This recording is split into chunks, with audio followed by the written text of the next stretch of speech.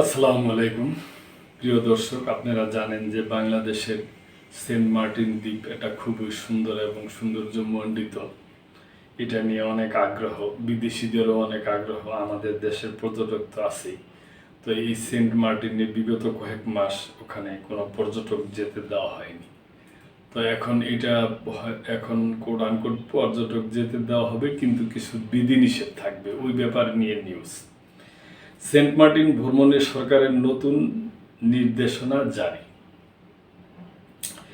Saint Martin দ্বীপের পরিবেশ ও জীববৈচিত্র্য প্রাকৃতিক সৌন্দর্য রক্ষায় ভ্রমণের ক্ষেত্রে নতুন নির্দেশনা জারি করেছে সরকার। বুধবার পরিবেশ, বন ও জলবায়ু পরিবর্তন মন্ত্রণালয়ের পরিবেশ ২ শাখা থেকে ১২টি নির্দেশনা সংবলিত প্রজ্ঞাপন জারি করা হয়েছে। বাংলাদেশ পরিবেশ সংরক্ষণ আইন ১৯৯৫ এর ধারা ১৩ অনুযায়ী প্রণীত সেন্ট মার্টিন দ্বীপের পরিবেশ ও বৈচিত্র্য সংরক্ষণ এবং পরিবেশ বান্ধব পর্যটন নির্দেশনা ২০২৩ এর আলোকে এই নির্দেশনাগুলো কার্যকর করা হয়েছে।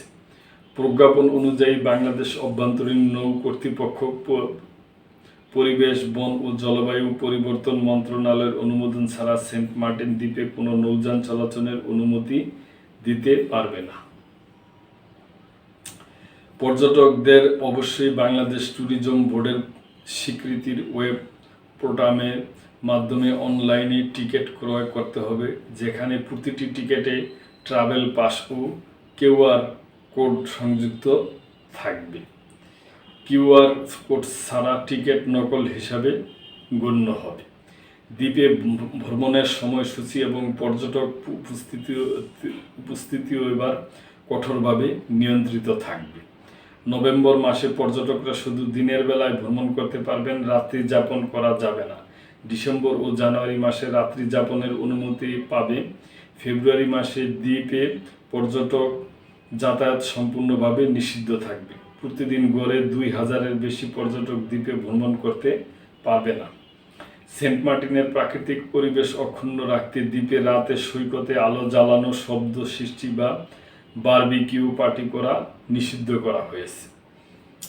কেয়া বনে প্রবেশ, কেয়া ফল সংগ্রহ বা ক্রয় বিক্রয়, সামুদ্রিক কাছিম, পাখি, প্রবাল, রাজকাঁকড়া, শামুক, ঝিনুক ও অন্যান্য জীববৈচিত্র্য ক্ষতি করা কঠোরভাবে নিষিদ্ধ। এছাড়া সৈকতে মোটর সাইকেল, সি বাইক সহ যে কোনো মোটর চালিত যানবাহন চলাচল সম্পূর্ণ নিষিদ্ধ। পলিথিন বহন করা যাবে না এবং একবার ব্যবহারযোগ্য প্লাস্টিক যেমন চিপসের প্যাকেট, প্লাস্টিক চামচ, ট্র, সাবান ও শ্যাম্পু, মিনি প্যাক, ৫০০ ও ১,০০০ মিলিলিটার প্লাস্টিক বোতল ইত্যাদি বহন নিরুৎসাহিত করা হয়েছে।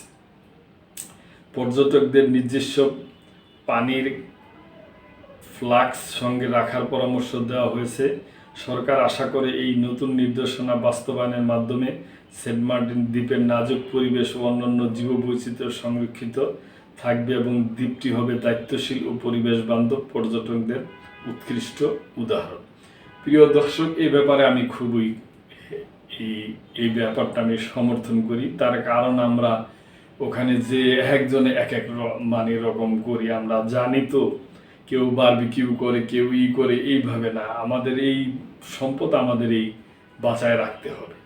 তবে আমি মনে করি সরকার যে সিদ্ধান্ত নিছে মোটামুটি ভালো আর কি। তো যাক, আপনাদের এই ব্যাপারে কোনো মন্তব্য থাকলে অবশ্যই করবেন এবং লাইক, কমেন্ট, শেয়ার করে সাবস্ক্রাইব করে মেম্বারশিপ নিয়ে আমাদের পাশেই থাকবেন। আল্লাহ হাফেজ।